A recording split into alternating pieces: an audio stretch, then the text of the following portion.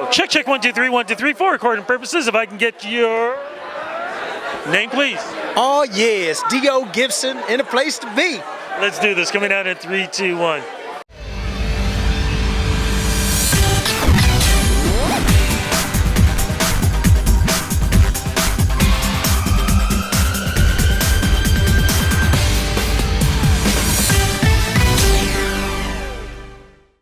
It is always great seeing you, man. Of course, we're here at the Strut Social, Strut Entertainment, putting together this great party for Canadian Music Week.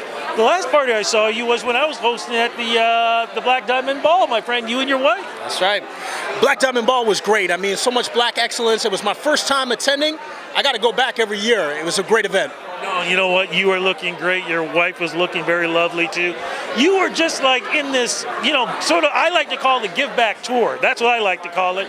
Educating the kids and stuff and putting out great music. And then I just read somewhere, are you going back on tour again?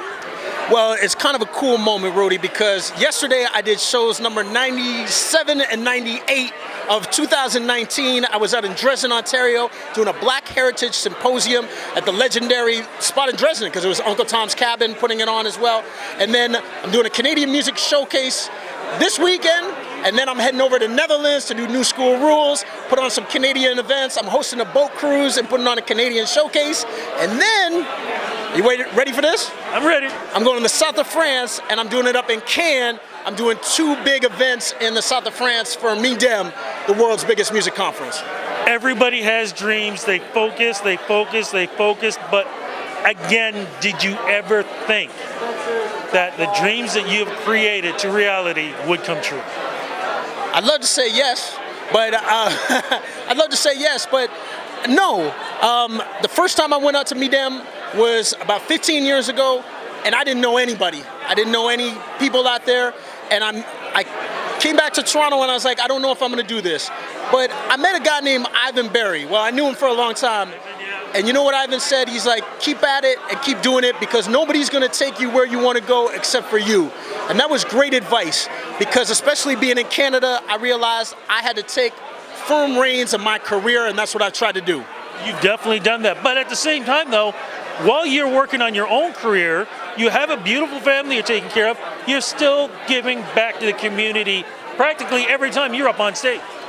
It's almost every day for me, because one of the things I love is when you're connecting with kids, it's cool to do a show, but when the show's over and young people are coming up to you, that's the moment I enjoy. I've met so many people over the last couple months that are just like, yo, I'm a rapper, I'm from a small town, or just like, I'm a rapper, I'm a singer, I don't know what to do. And I love talking to those kids, because sometimes to pursue your dream, it's like what Ivan Berry did to me, just gave me a little nudge. And sometimes a kid just needs a little bit of a nudge. Maestro is known as the Godfather. You are becoming the uncle, my friend. How does it feel having that spot? I appreciate that. Because last time we did an interview too, you were like, what do people call you these days? I was like, they call me uncle. You're like, I can't call you uncle. I can now. But it feels good in that sense that I get to pass on some of the knowledge that I gained in this game. And I gained it really from blood, sweat, and tears. I wish I could say it was pretty and easy. But yeah, I just want to pass that on to the next generation of MCs coming up. There's a young artist named Havaya Mighty that I'm a big fan of. And she's in England, as we speak, she's in England right now doing shows with her new album.